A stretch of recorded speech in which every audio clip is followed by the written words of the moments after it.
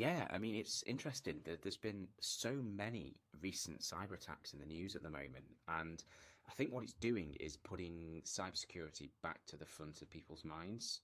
I mean, everyone's heard of Marks and Spencers, everyone's heard of the Co-op, and people are going into stores and they're seeing nothing on the shelves, or they've had an order cancelled, an online delivery, something like that, and they're now starting to see the effects of what a cyber attack can do firsthand. And it was interesting, actually. One of the government cabinet ministers, what's his name, Pat McFadden, he spoke recently at a conference, and he's described it as a wake-up call for organisations up and down the UK.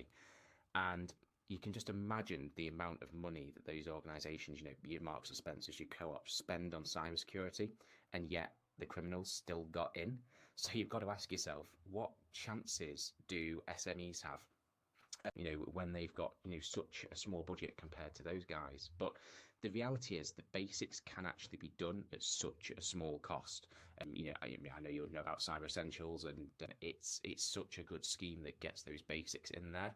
But what I would, I guess, recommend to anybody listening to this right now is that if you haven't spoken to a cybersecurity expert in the last 3 months, that should be top of your priority list right now. It's now a matter of when, not if, an organisation is going to be attacked, and organisations need to be prepared because these things are real, the effects are happening, and your organisation doesn't want to be the next one on the news at the end of the day.